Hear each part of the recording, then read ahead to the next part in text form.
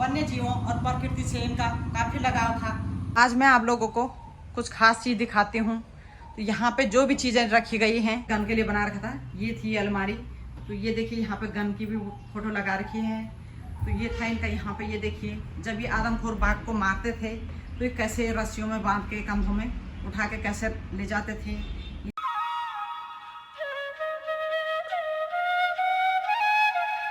तो हेलो दगड़ियों, नमस्कार। पहला कैसे हो आप लोग सब? उम्मीद करते कि सभी लोग बढ़िया ही होंगे। हम भी स्वस्थ हैं, मस्त हैं। तो आज अभी आ रखे हम जिम कॉर्बेट नेशनल म्यूजियम में। तो आप लोगों को दिखाते हैं यहाँ का व्यू। तो चलिए आगे बढ़ते हैं।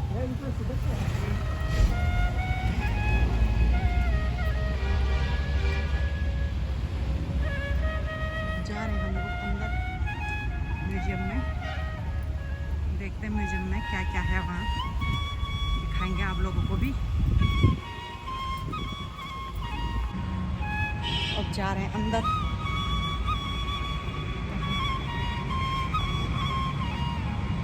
अभी हम कालाढूंगी के जिम कॉर्बेट नेशनल म्यूजियम में हैं यहाँ पे। तो ये हैं जिनके नाम से ये जिम कॉर्बेट रखा गया है। तो ये हैं जिम कॉर्बेट। तो जिम कॉर्बेट नेशनल पार्क जो है वो देहरादून, रुड़की, हरिद्वार, जो भी नैनीताल, भवाली और ये काशीपुर, सारे जो आते हैं ये, तो ये सारे जिम कॉर्बेट में ही आते हैं। यहाँ पे कुछ लिखा है उनके बारे में। मूर्ति जो बनी है यहाँ पे, तो यहाँ से अंदर दिखाते हैं आप लोगों को म्यूजियम में। तो ये जिम की माँ है, माता जी। तो ये है उनके बारे में लिखा हुआ, मेरी जैन कॉर्बेट, जिम की माता जी। तो आप लोग भी पढ़ लेना इनके बारे में। तो ये जिम के पिताजी हैं, यहाँ पे उनकी पिक्चर लगी हुई है। तो ये हैं क्रिस्टोफर विलियम कॉर्बेट, जिम के पिता। तो ये उनके बारे में लिखा है पूरा।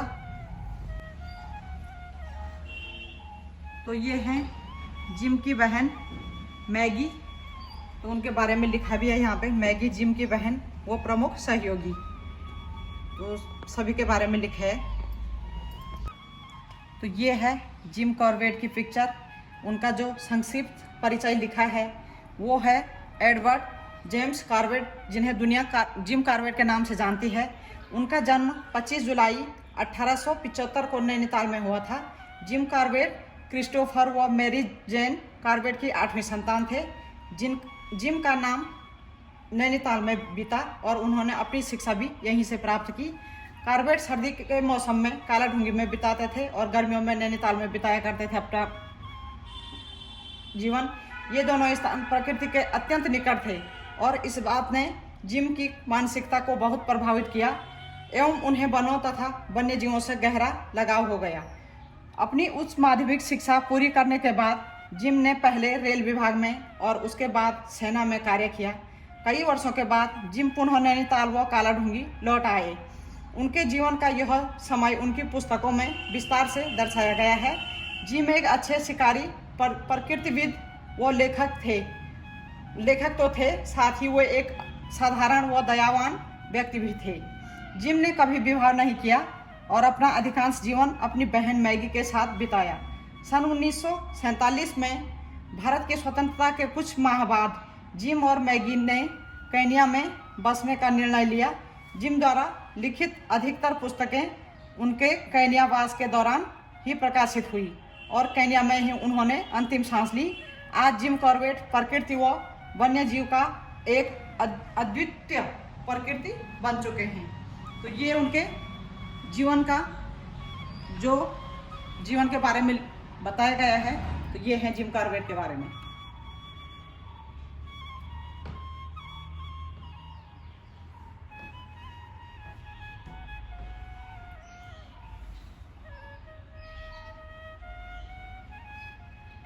जिम कॉर्बेट ने सेना अधिकारी के रूप में कॉर्बेट ने प्रथम विश्व युद्ध में कॉर्बेट ने कैप्टन पद पर सेना में प्रवेश लिया। सन 1917 में 500 कुमाऊनी जवानों के एक श्रमिक दल का गठन कर फ्रांस में लड़ाई अभियान में भाग लिया। वहां उन्होंने सफलतापूर्वक अपना दायित्व निभाया और उन्हें पदोन्नत कर मेजर बनाया गया।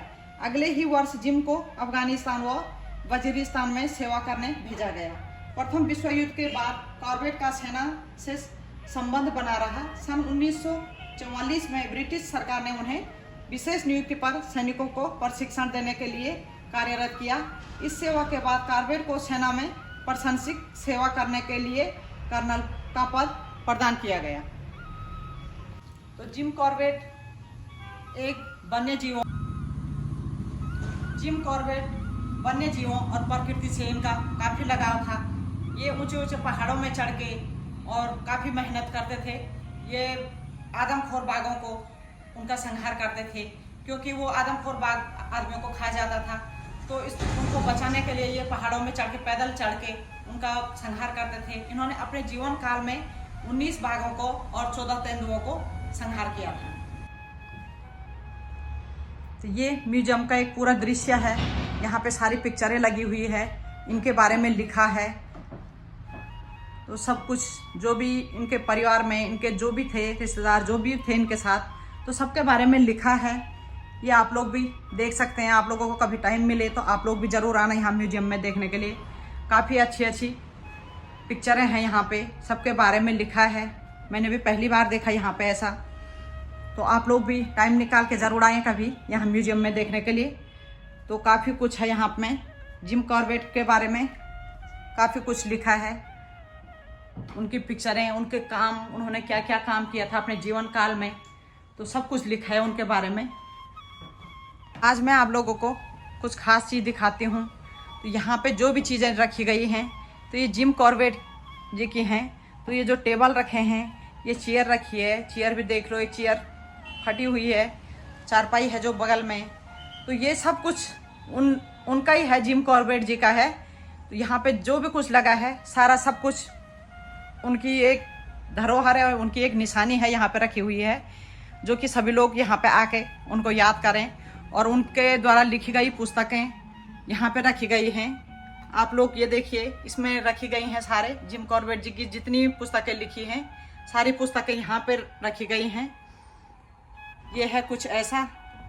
तो यहाँ पर से ये आगे बढ़ती हूँ, मैं यहाँ पे दिखाती हूँ जो उनके बर्तन थे, जो उनके हथियार थे, जो भी कुछ था उनके पास। तो आज उनकी सारी निशानी जो है यहाँ पे रखी गई है।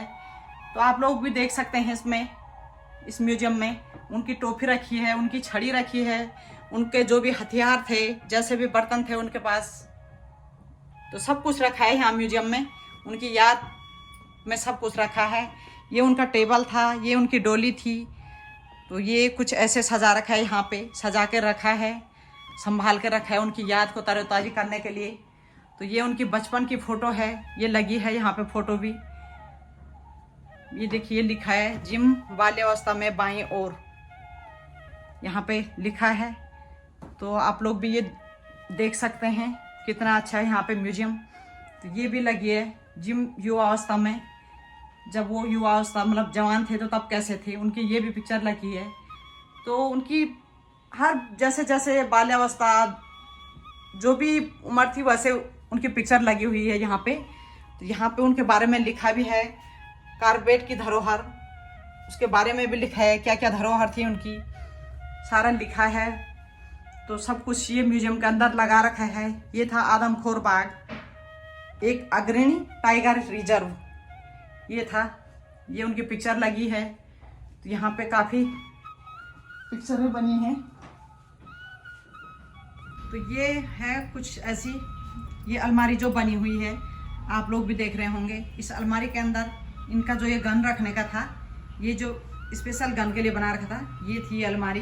तो ये देखिए यहाँ पे गन की भी फोटो लगा रखी है।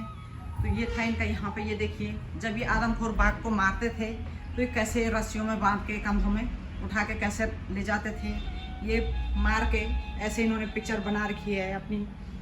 ये है इनका कुछ सभी जगह की पिक्चर हैं। कहीं शहद का छत्ता दिख रहा है, ये पता नहीं क्या दिख रहा है, वैसे दिख रहा है। ये आदमखोर बाघ को ऐसे कंधे में ऐसे लटका के ऐसे ले जाते थे।